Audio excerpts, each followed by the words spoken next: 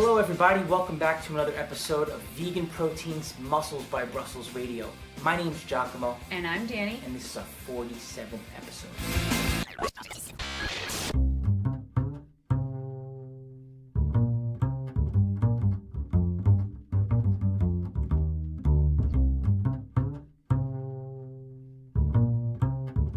So we're just going to dive right in. This was a highly requested episode about people who want to get into the coaching industry or deeper into the fitness industry and want some advice on how to do that and to hear a little bit about how it is that we're able to do this full time. And it's something that I talk to my clients about almost every single day. I have so many clients who are themselves in the fitness industry, and it seems actually like that's a large portion of our audience is other vegan coaches or personal trainers or nutritionists, which is like really cool and super flattering. And if you're listening and you're in that industry, like, we see you, we have nothing but respect for you, and we're hoping that some of the insight that we can offer up on this podcast can be helpful to you. This has got to be one of my favorite topics right here, because it's pretty much like, how did we come to be with what we do with coaching? You know, I mean, you got a whole story to tell with that, and you know, it's not as simple as, well, just know the information and give it to people and you're a coach. Like, it seems that way before you really start to dig into it, but you and I both know better, and I'm sure many of you out there understand that or are learning it now. Exactly. Yeah, so a lot of people say, hey, what certifications should I get? And I totally get it, because I remember when I first started this, that was super important to me, was getting like the right certifications, because I thought if I went through the right course, then I'd have the right knowledge at the end to help people. And do not misunderstand me. There are great certifications out there. And there are terrible certifications out there, and never, ever, ever forget that certification is a business in and of itself. And you're the client when you're signing up for them. But even the best course in the world isn't actually likely to arm you with the tools to do this job. And there's only one thing that will arm you with the tools to do this job, and that is experience.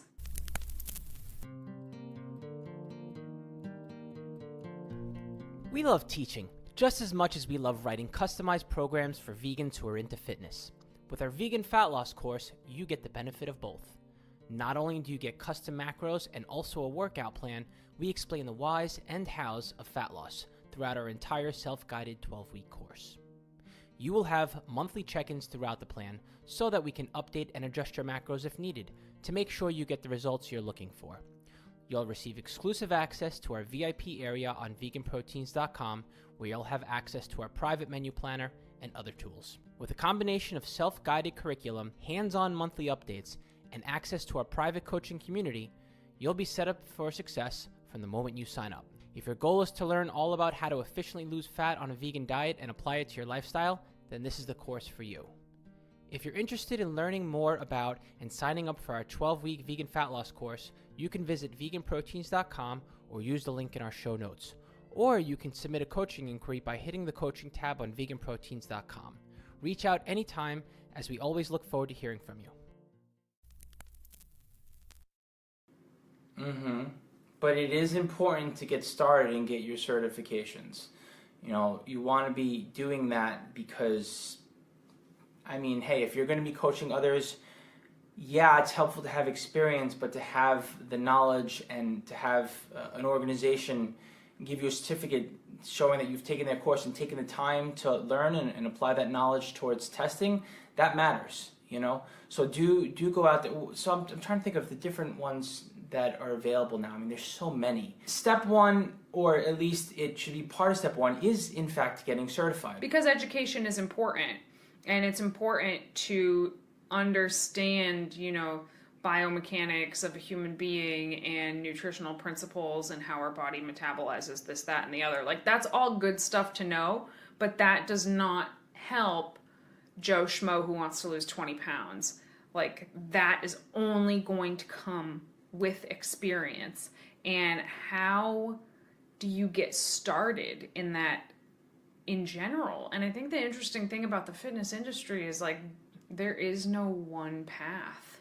Like, there's no specific set way to do it. And if you asked 20 quote unquote successful people in the fitness industry, I bet you they all got there a different way. Like, there's no one, like, you want to become a doctor, here's how you do it. Here's how you want to become a massage therapist, here's how you do it. There's a clear path. You want to become a successful coach, here's 50 different ways to do it. And knowing that, like, just understanding that, I think takes off so much pressure. Yeah, it's true. I'm trying to think about, well, then obviously there's got to be some direction to take, right? And I think the first thing to work on doing is, before you're out there preaching to others what to do, you have to lead by example. You have to practice what you preach, basically. Yeah, and I think that this, like Giacomo said, getting certified can be a good first step. Maybe it's not like the most practical thing in the world, but you'll figure out really quickly if you're passionate about this or not while you're in those courses. If you're halfway through one and you're like, I actually can't stand this topic, then maybe this isn't for you. But if you're halfway through it and you're like, this is so super fascinating, I can't wait to apply this to an actual human being, well, that's a good sign. I'm trying to think. I mean, there are coaches out there that coach others to do things they haven't done before. You don't necessarily have to, engage in the sport or the diet to coach another person to do just the same. Is that right? Yeah. And actually and I think maybe we have done this podcast episode. I don't know. This is probably my biggest pet peeve, is that people choose their coach based on the coach's accomplishments. And that's, like, legitimately one of the stupidest things I've ever heard. Yeah. Like, the coach of the Patriots could never outdo Tom Brady. That doesn't mean that he's not, like, an outstanding coach. I said that like I know anything about football. I don't actually know anything about football, but you get the point. Like, I've seen these coaches that coach these humongous national sports league teams, and it's like, they're not better at the sport than their athletes. They're just outstanding coaches. And maybe I'm biased here against you, and maybe I'm not. I'm not entirely sure, but I do believe that it's helpful to have some experience in the field as an individual before you coach others. Like, if you're going to coach someone in nutrition, you should have tried some of the things that you're going to tell someone else to do on yourself. Like, you should be your own guinea pig first. Yeah, to a degree. I think we're getting ahead of ourselves here. Yeah. But yeah, we're way ahead of ourselves here. People just want to know how to get into the industry. All right. Let's back up. Yeah, let's back up. Get certified. See if you actually like this. After that, I would recommend try to get a job at a gym. I said, step one was, like, you need experience, right? No one gets hammered like a personal trainer on a gym floor.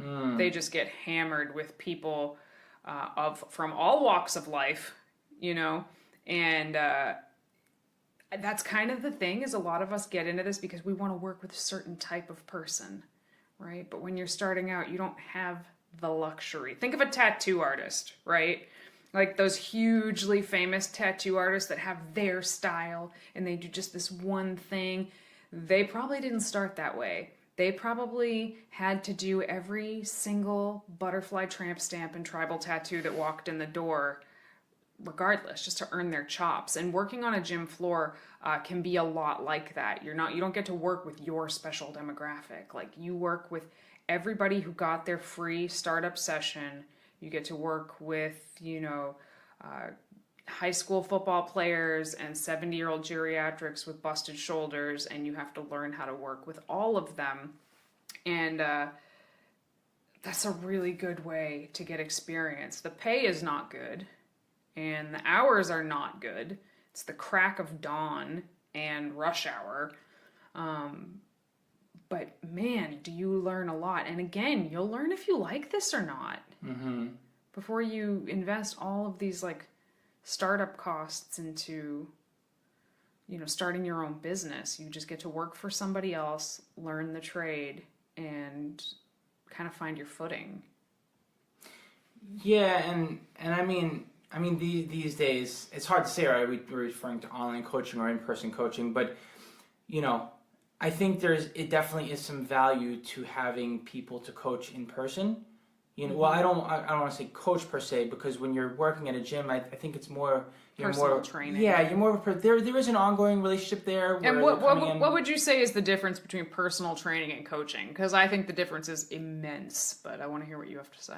Oh yeah, I mean, this is just like a can of vegan gummy worms that you opened up, but I think when it comes to personal training, in my experience, because I have done this for years on end in gyms, you're with that person while you're there, and you give them your all during that session. And there is some in between where you're telling them what to do, and they're coming back and they're accountable to you on your next session. But really, they're looking for someone that's going to put a pep in their step during that session.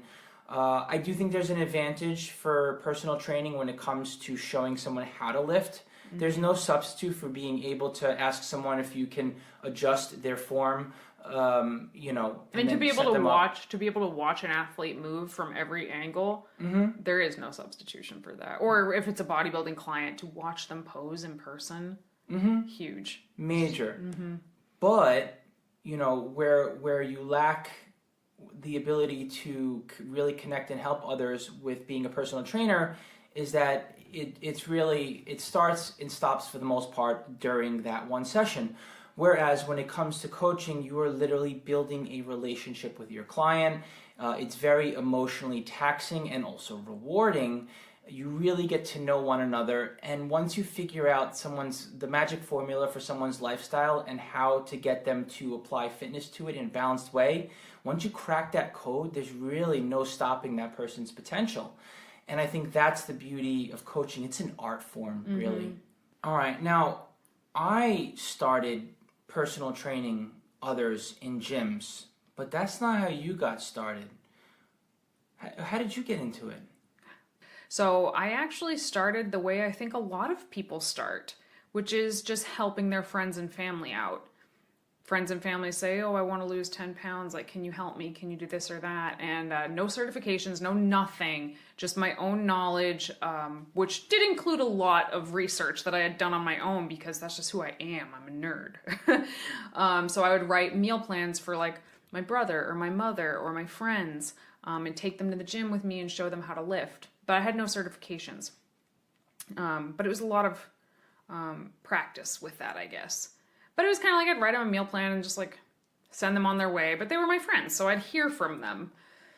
But I would never really tweak them or change them or anything. I would just be like, here's the meal plan, and send them off. And then when I moved to Portland, Oregon with you in 2008, I got an internship with a gym, and they paid for my certifications. So to back up, this is something that happens at a lot of gyms. I said you could start in a gym, and if you do start in a gym, a lot of times, even if you're not certified, they will help you get certified. So that's an option for a lot of people. So they paid for my certification with AFA, I believe, personal training and group training, which I never ever used.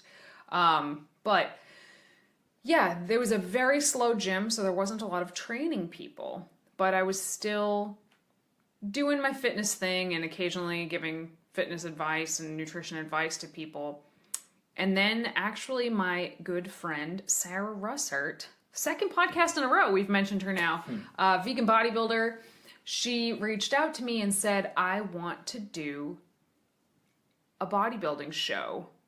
Like, basically, you know more about nutrition than anyone else. Will you help me? And I was like, oh, cool. Yes, I will help you. So for free. And this is what I tell everybody who asks me. For free, I worked with Sarah and basically said, yeah, I'll totally do this. Just like let people know that that I helped you, right? And at this point, I was not looking to make this my career at all. But Sarah was so successful with her bodybuilding prep, and her transformation was so awesome. And that people started asking me left and right, can you write me a meal plan? Can you write me a meal plan?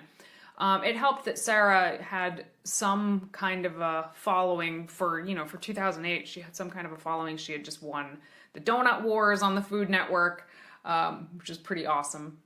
In case you didn't know that about Sarah, how cool is that?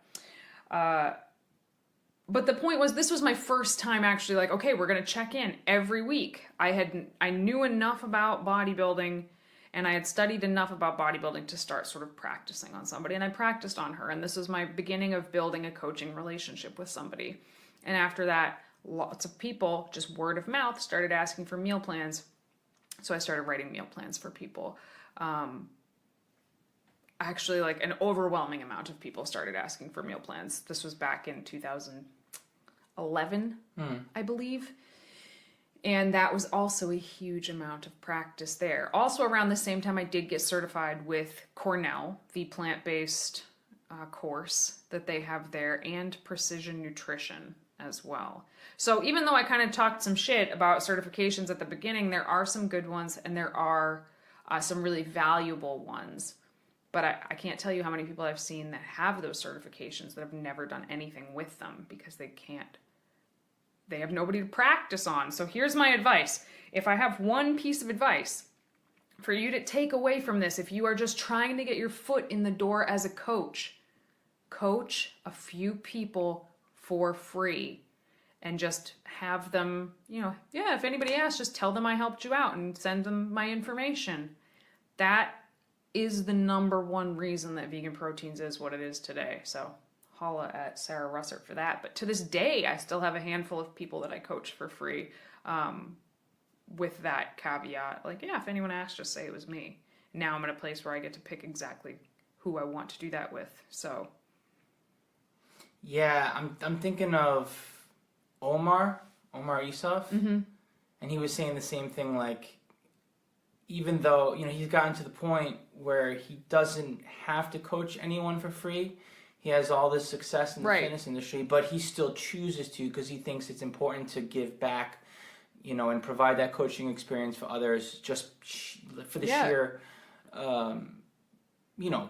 for the sheer love of the game, basically. Yeah, and I totally agree. Like, we don't have to do that. We're full all the time, but I still like to do it because I still like what I do.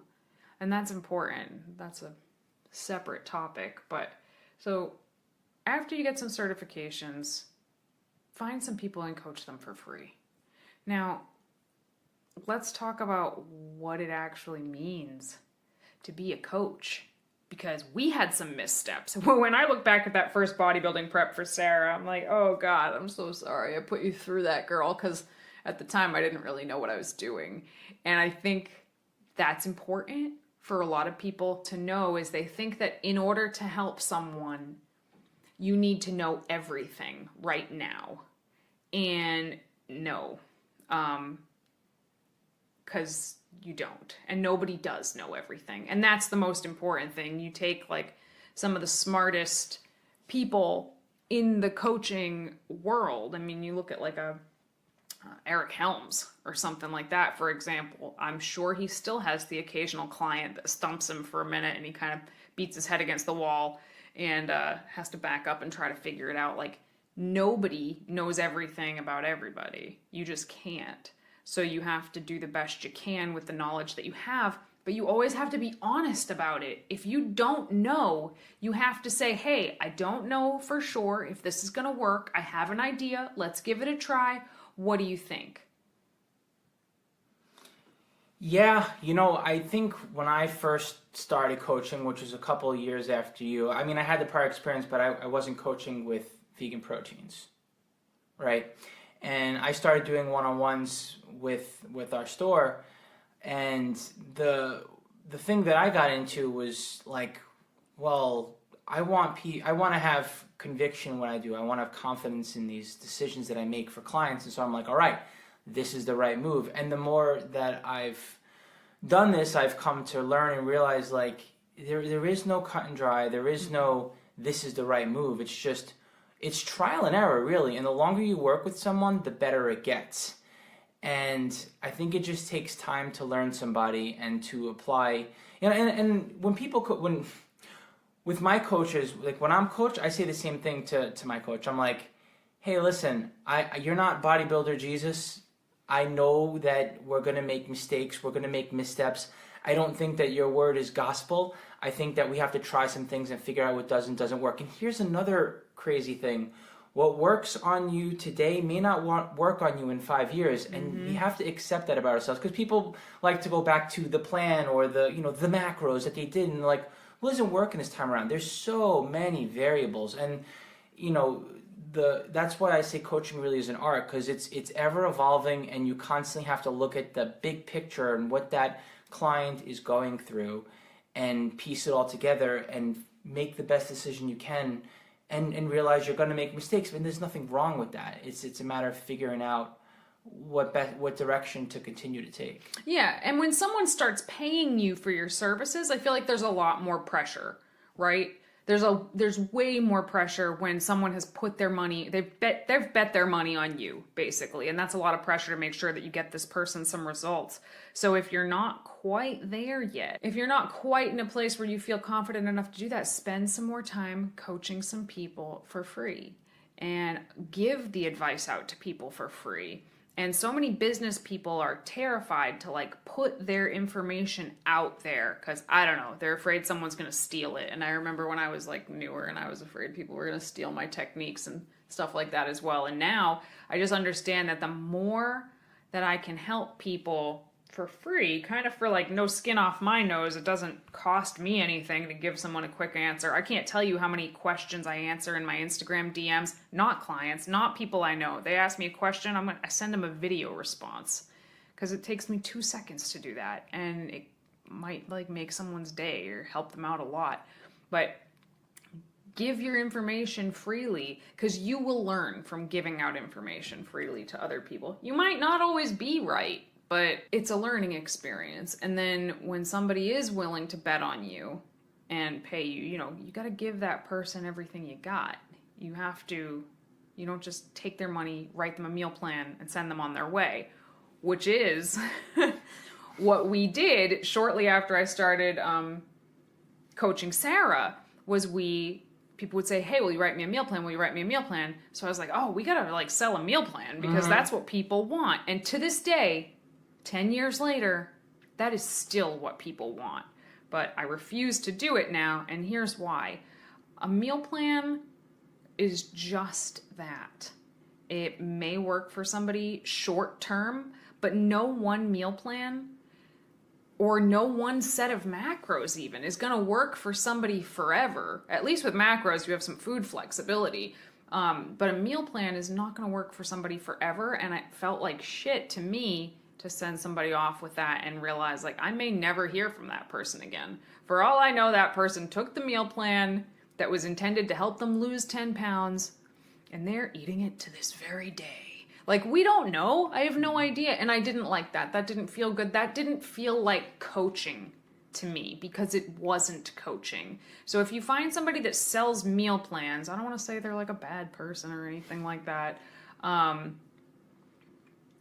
But it's a cash cow without a lot of work being put into it. Like, who's just trust me, it's kind of a cop-out moneymaker that is only going to help somebody for a really short period of time. That is not a coach. Somebody who writes meal plans only is not a coach. But being able to write meal plans is a skill that you need and you need to develop. Yep. So what I recommend doing, as far as like getting down to your bottom line and figuring out just how to get the skills and get better at them.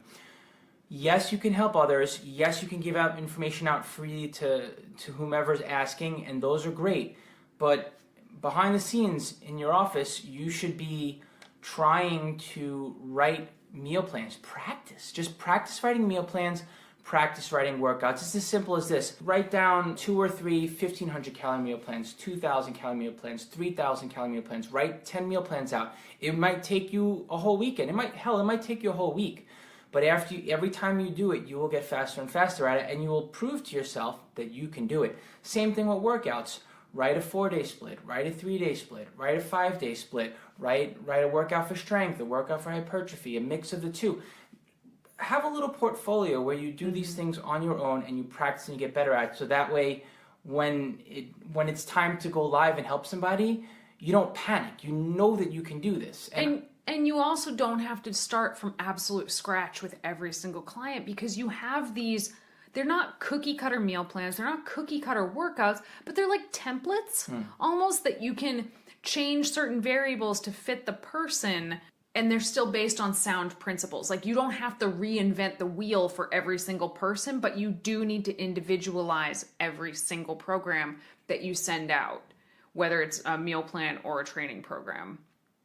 Yeah, what we like to do is we insist that clients who come to us tell us what kind of foods they like. And I'm telling you, it happens more often than you would think. People do not even tell us what they like to eat. Where they're like, I'll eat anything you tell me to. I'm like, no, I need to know. I'm not building your meal plan until you tell me what you enjoy. Do you like vegetables? Do you like beans? Do you like pizza? Give me something to go off of. And I need more than that. Like, what kind of fruit do you like? I'll do whatever it takes attitude is great and all, but I need to make a meal plan that someone's going to follow. Because I'll tell you what, every once in a while I piece somebody, I'm like, all right, I'm just going to give you. And they're like, yeah, but I overshot. Like, I'm like, yeah, you did. We need to know how you like to eat, my friend. Mm-hmm. So. Yeah.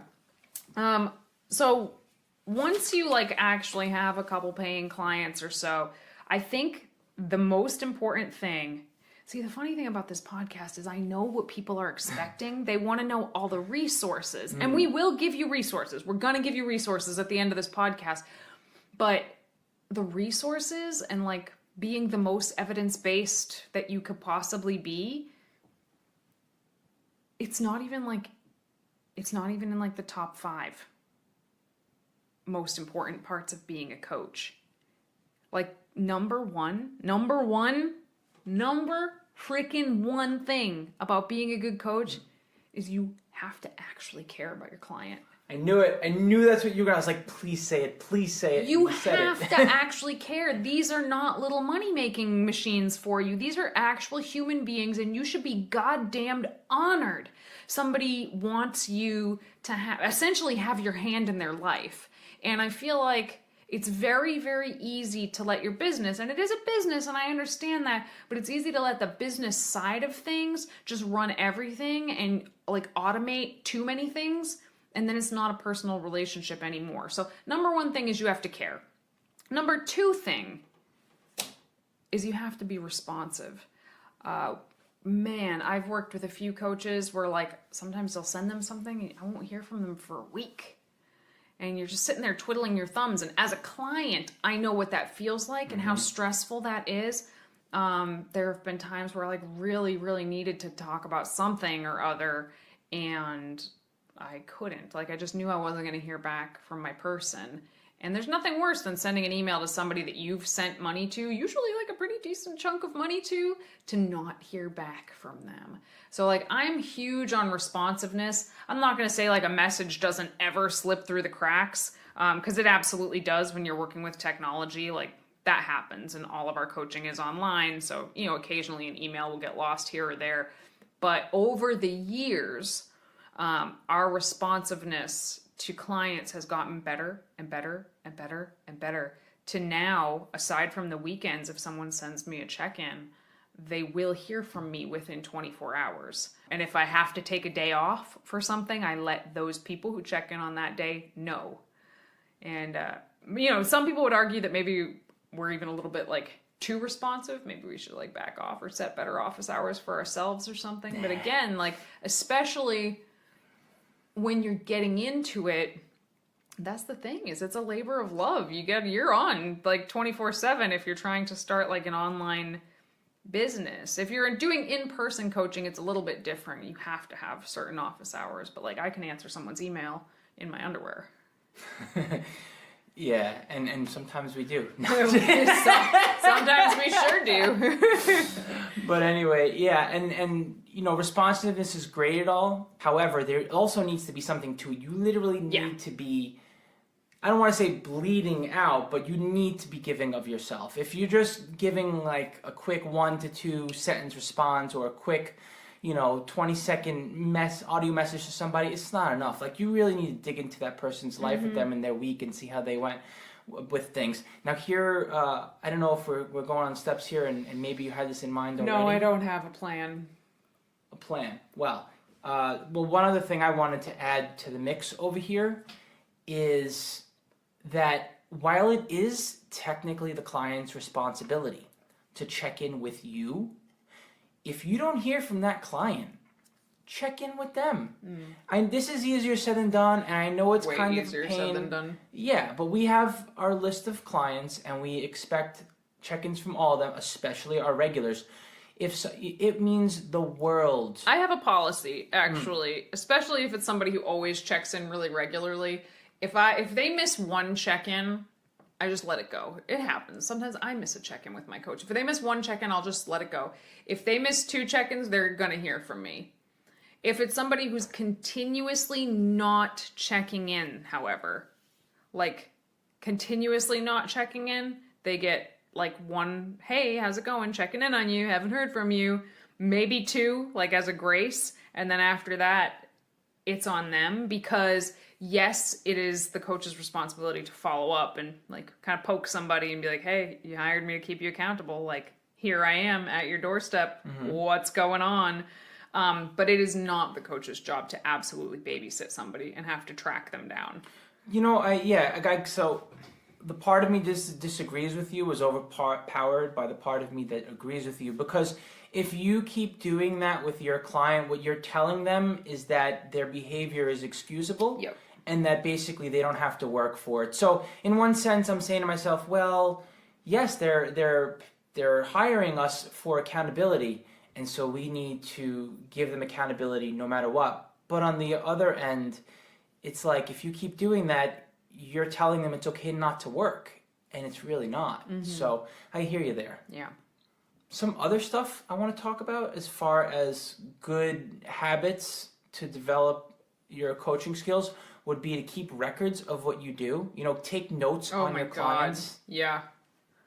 I think that's major. Yeah, because at first, like when I had 1 or 2 people, I could just remember. I could remember exactly what we were doing and why we were doing it and what things we had coming up. It was pretty easy. And then several years back, I remember I was like, oh, I have 20 clients. Shit, I can't remember what so-and-so's competition date is supposed to be, and I didn't write it down. Now, I'm such an avid note taker, because I know at this point that if I don't write something down, I won't forget the conversation we had, because again, see rule number 1, you have to care. So if I'm talking to somebody about something, I care. But sometimes I'll forget the details. Someone's going on vacation on a certain date. What date was that? I have no idea. When did I say we were going to do this diet break? I know we're doing one. I can't remember when I said we were going to do it. Notes. Take good notes.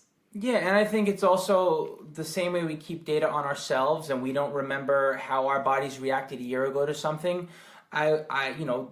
We should be doing the same as coaches for other people. We want to look at how something worked for or didn't work for someone 3 months ago or 1 year ago, whatever, and it helps to have those records too, not just the recent records, to put ourselves back into that conversation. Because you have whatever your client load is, these people, they're in your head. You know what I mean? You're thinking about them all the time. So having some fresh notes to get back into it with them, and not just their feedback for the week, that helps too.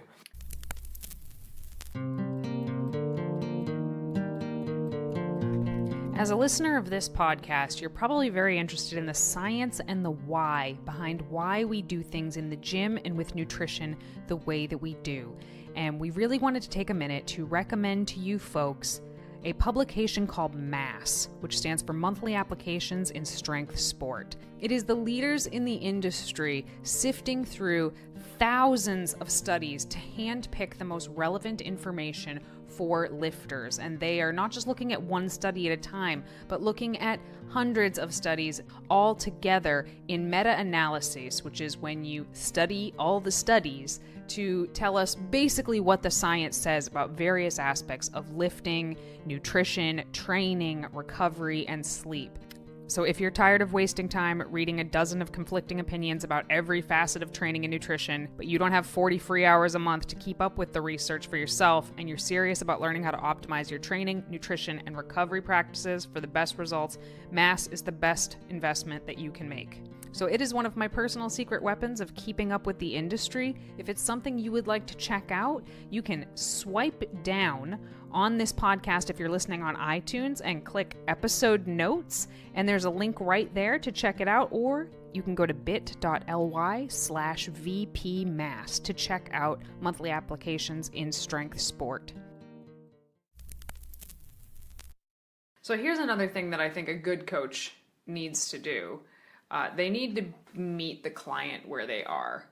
So if you start out working in a gym with all of the walks of life people, this gets pretty easy to get pretty good at, but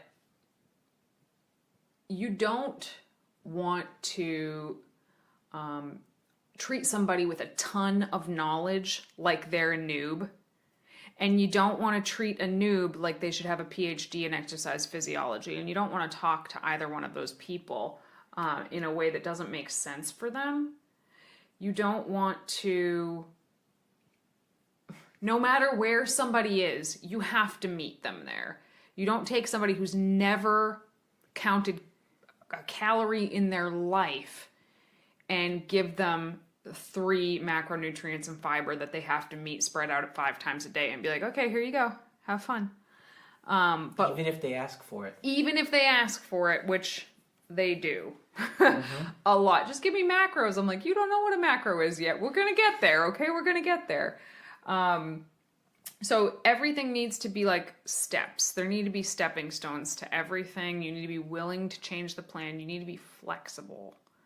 And all of that will come in hugely handy. But I feel like we're getting super philosophical. So let's get back to practicalities of getting back in the door. I think you had a point. Go ahead. Yeah, now here's something that I guess is somewhat debatable, but personally, I've found it to be a very valuable experience for me to allow others to coach me even when I can technically coach myself. You know, like I can do my own nutrition. I have for years, but I still, to this day, I hire someone to do my nutrition because just having someone else's methods and just learning from others basically, and just being coached, I think helps continue to challenge you to become a better coach. That's it. I mean, you just nailed it. Like first of all, I think since I've been doing this, I've been coached by 5 people. And they all had something to teach me. Now, some of it was good, but some of it was bad. Like, some of it was like, wow, I never ever want to be a coach like that. And some of it was like, hey, this is a really cool system. Like, you're not really my style, but you've got some shit figured out that I can learn from you. And then, now we're both working with 3DMJ. You stole my coach. We're both working with Nunez now. But wait a minute. Back up. Actually, Alberto totally restored my faith in the fitness industry in general. After my previous coaching experiences that were way less than good, I was really starting to believe that like there were no good coaches. And I was like, am I like offering way too much of myself to my own clients? Because other people are taking 10 times the money that I'm charging and they're giving like nothing, like absolutely nothing. And then started working with Berto. And I can't believe it, I think we've been working together for like almost 2.5 years now, which is crazy. But I remember the first time he sent me a message, I literally was like, oh my God. Like, he just sent me a 15-minute message just talking to me. And like, he obviously listened to what I had to say. And it was such a breath of fresh air. And totally, literally, I cannot explain enough how much it just like put faith back in me in the fitness industry, and also made me feel like, no, fuck yeah, there are people out there that really do care about their clients and do want to help meet them where they are and help them improve their lives. So it gave me a lot more confidence in what it is we do, and kind of gives us the confidence to talk about what we're talking about right now. Because if you've had bad coaching experiences, like, there are good coaches out there. I swear to God there are.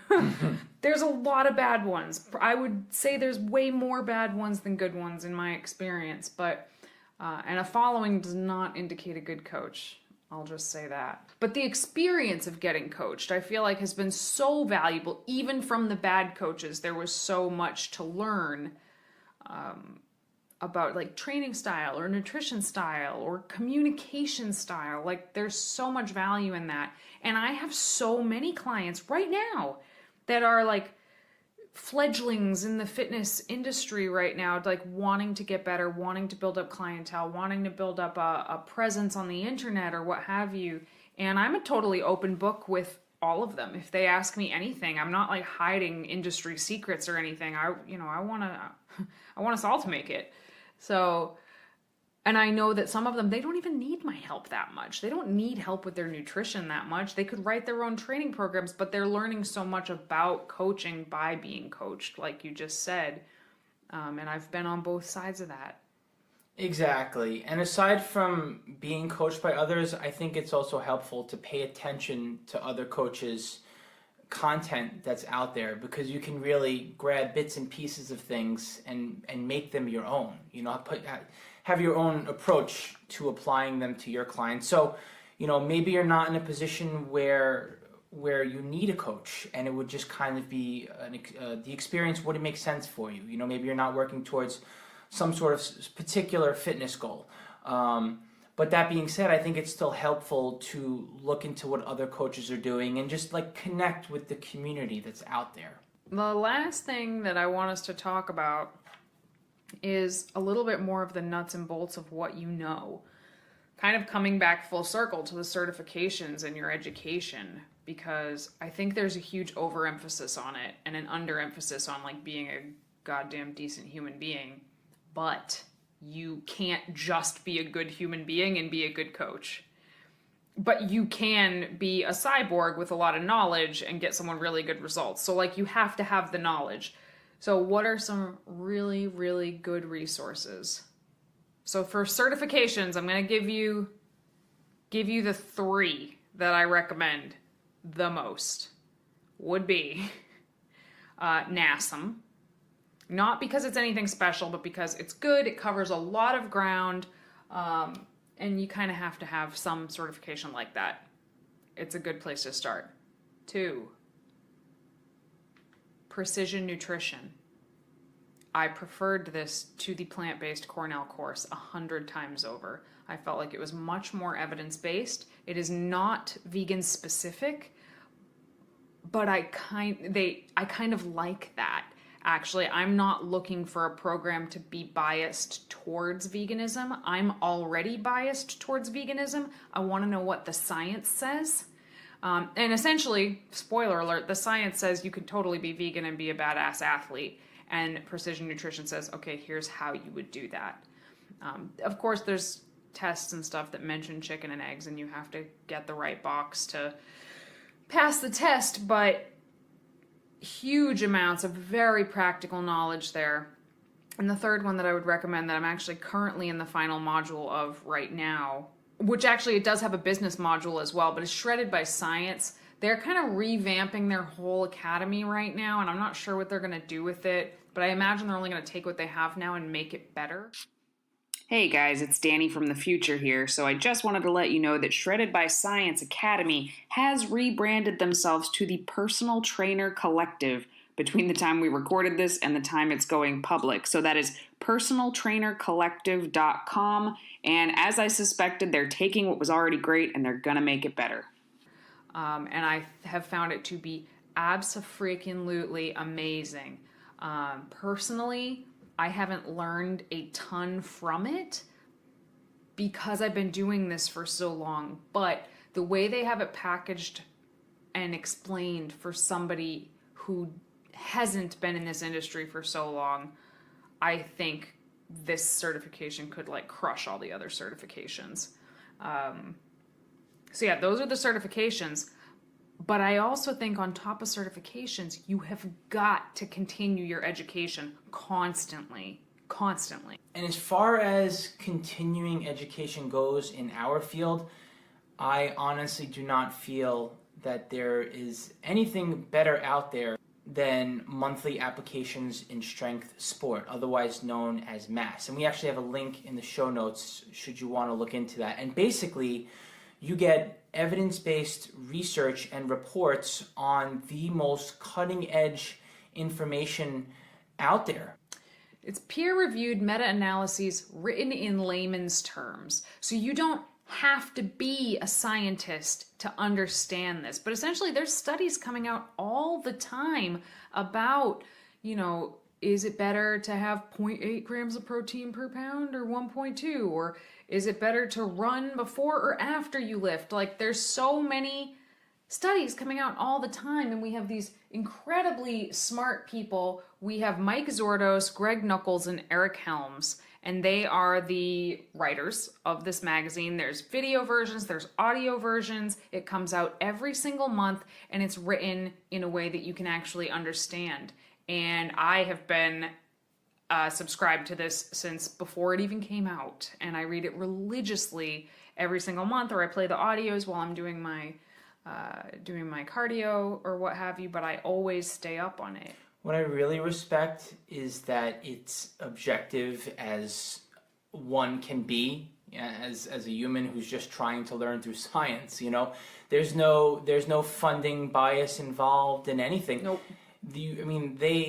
These individuals have literally said, hey, this information that we gave you at this one point, like what the science said 5-10 years ago, was wrong. We were wrong. And you will see that there are people out there in the fitness industry that will not say they're wrong. Whether they're beholden to sponsorships or whether they just don't want to be wrong, that they refuse to keep up with the ever-changing information and findings that are out there. But this monthly publication is constantly looking at new information, old information, and testing it, and there's new information out there, and it's just such a valuable thing to consider keeping up to date with. And they did have 2 issues in the last few months that talked about the ideal vegan diets for bodybuilding. They had 2 articles in 2 separate issues about vegan bodybuilding diets, which I thought was just absolutely amazing. And I'll let you know, it was overall it was positive articles, which is pretty cool because these are not like vegan scientists here. If you guys want to check it out and you don't want to look at the show notes, the link is bit.ly/VPMass. So bit.ly/VPMass, and it's well worth the money. The other thing, I guess I'll give myself a plug here actually, is I wrote an ebook back in 2014 about flexible dieting for vegans. So the huge amount of questions that I get every day is like, how do you calculate this? How do you calculate protein? How do you calculate fats? How do you come up with macros for people? And it is literally in that book, step by step, every single thing that I do, every time I'm calculating macros for people, it's in the book. That book is one of the things I'm most proud of that I've ever done. It's like 120 pages, I believe. Lots of suggestions on how to hit macros, how to track your macros when you're eating out, like why flexible dieting works, which you might know why flexible dieting works, but can you explain it to somebody who doesn't know why flexible dieting works? Yeah, it's a good book. It's on VeganProteins.com. I still stand by that book to this date. And the last thing that if you have not read these books, shame. Like, you should 100% read them. The Muscle and Strength Pyramids. There's one for training and one for nutrition. And they're both amazing. I actually think that my book, you could read that instead of the nutrition one. Yeah, actually. There's more to the Muscle and Strength Nutrition Pyramids book. But mine covers similar topics and it's vegan specific. But the Muscle and Strength Training Pyramids kind of flipped the way I thought about training right on its head. it's way more in depth than I could explain here, but just suffice it to say that I like live and die by that pyramid in terms of how I write my training programs for people. And I live and die by essentially by the pyramids and how I write my nutrition programs for people too. So cannot recommend those enough. Written by Eric Helms. Can you tell I really like Eric Helms? Eric Helms and Andrea Valdez. They wrote those books, and they just released their like second or third edition this past month, and it's awesome. So yeah, I guess the takeaway here is like keep learning. There's just so much information out there, you know. Yeah, there's stuff out there that is well worth paying for. The courses, the books, the monthly subscriptions, and all that. And you know, it's essential, I would say, in many ways. However, there are also tons of free resources out there. We're not the only ones. Yes, we have our podcast, and you know, we're doing our blog now, and we're constantly putting information out there to the community however we can. But like I said, like there's so many other podcasters, YouTubers, content creators that are literally sharing all of their information because, you know, like Danny said before, it's a matter of putting the info out there and working together so we can all become better coaches. There's plenty to go around. So I guess, like, you know, and that goes the same for you. Like, don't be afraid to, there's other vegan coaches out there, like, no, there's room for all of us to help others. One-on-one coaching is a very intense job, and you know, when you're doing it right, you can only handle working with so many people.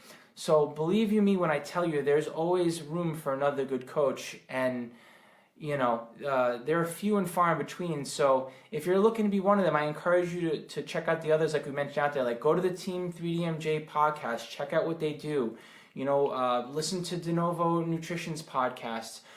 Find your favorite. Let's say you're into powerlifting. Go to Reactive Training Systems, and look at all the information that they have out there. Like, Jeff Nippard has a really great YouTube channel where he's constantly putting out evidence-based information. There's just tons of resources out there, and I definitely encourage you to check out different resources and see what you can find. So yeah, that we'll wrap this topic up here for now, but you know, we might have opened more doors to more questions here, but like I said earlier, like, we are open books about this. And if you have any questions at all about like more logistics or anything, really, don't hesitate to ask us. We really appreciate when you guys give us questions. It gives us more idea for more content, and it helps us keep producing these for you. So never hesitate to reach out with questions.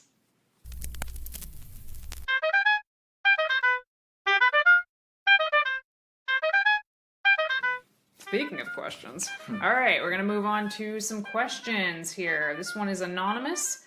And when should you start cutting for summer? I guess this is kind of relative, but, you know, it depends on what your starting point and what your goal is, right? But, so I guess those would be the questions that you would want to ask yourself first. But, and how experienced of a dieter you are is also important. And in general, though, I think it's better to diet slower because you're going to get better results. You're going to retain more muscle. So if we're looking for the summertime, I would say by the start of the year, start considering when you're going to plan your cut. Maybe start to slowly scale back calories instead of just thinking in terms of having like a hard cut / crash diet style. It can and does work for some, and I think it's maybe something reserved for experienced dieters who have more to lose as well. But I think I think more often than not, a slower cut is not only helpful for maintaining muscle mass, but also for one's sanity. The way I like to diet someone is you make them not even realize they're in a diet until they're already in it, and then they're just fully committed. And I think that works time and time again for just the best outcome possible. So I would say slowly start to scale calories back in the beginning of the year. I mean, I'm talking like as little as 50 to 100 calories, and then just progressively get into it. And maybe by the beginning to the middle of the spring, then you can start to really pull back calories to cut for the summer.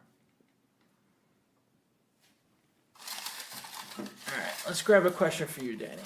Let's see, what do we have? More anonymous questions. Speak up, people. We want to know who you are.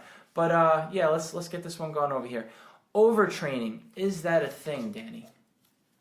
Yeah, overtraining exists. It is a thing.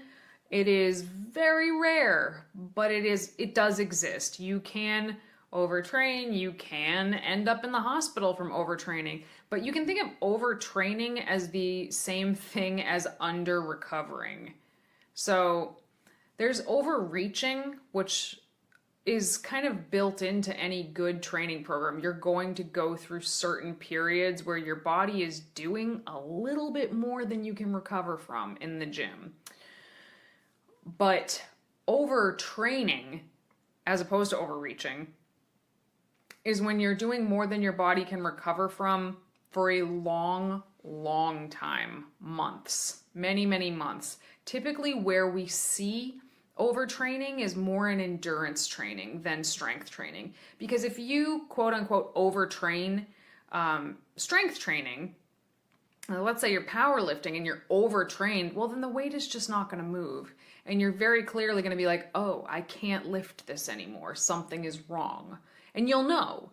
But with endurance training, let's say it's a marathon runner, essentially you can keep running almost forever. You'll slow down, but you can do it forever without really feeling it. It's like every rep is a step, as opposed to the gym where every rep, like you're doing a 1 rep max in the gym, you're doing like a 4 million rep max when you're running.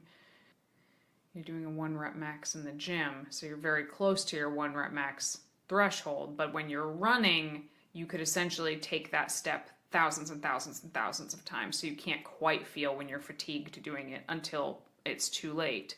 So I think in general, it's important to make sure you're sleeping enough. It's important to make sure that you're eating enough to support your training. It's important to make sure that if you are dieting, which kind of in and of itself is under-recovered, like you're not eating enough, you need to make sure you're not doing it for too long, because that will look a lot like overtraining. But as far as actually writing a training program that's going to beat you to death, you can do it, but you'll know really fast if that's what's happening. So I think most people lifting in the gym may be training too much to see the progress they want to see. But that, I would call that overreaching. You're overreaching too much. And, a lot of people try to go really hard in the gym all the time. It's like a go hard, go home mentality. But if you're overreaching too frequently, you're not going to make progress. Sometimes the right thing to do is to pull back, and that is actually it is harder to get somebody to pull back than it is to get someone to go balls to the wall. But still, I would still even call that overreaching. Yeah, exactly. So just to be perfectly clear here, both overreaching and overtraining are bad. Let me back up for a second. Overreaching is necessary and is not bad, but you should only be overreaching for, say, a couple of weeks, yes, for example. Yes. Once you overreach for more than a couple of weeks, it doesn't mean you're going to be overtraining. You need to be overreaching for like months on end. Months. And I think overtraining is something, I think overtraining is something that is reserved for athletes who are intermediate to advanced. Yeah. Because as an athlete who is not intermediate to advanced is most likely just overreaching, feeling really crappy and fatigued, and then just going to stop. But an athlete who is advanced doesn't really know how to stop, like they don't want to stop, and maybe they can overtrain. But regardless, don't overreach too much. And if you're overtraining, you can be screwed up for a while, months to maybe even years. Yeah, I just want to touch on that one more time. Overreaching is an important part of any progressive training program. So, overreaching is important, but it's a very short period of time per training block that you should be doing it. Exactly. Okay, sorry. All right, everybody, thank you so much for tuning in to another episode of Vegan Proteins Muscles by Brussels Radio. Please feel free to reach out to us on Instagram, Facebook, Twitter, YouTube at Vegan Proteins and at Muscles by Brussels if you have any questions or you just want to continue the conversation. Again, thank you so much for tuning in. My name is Danny. And I'm Giacomo. And we will talk to you soon.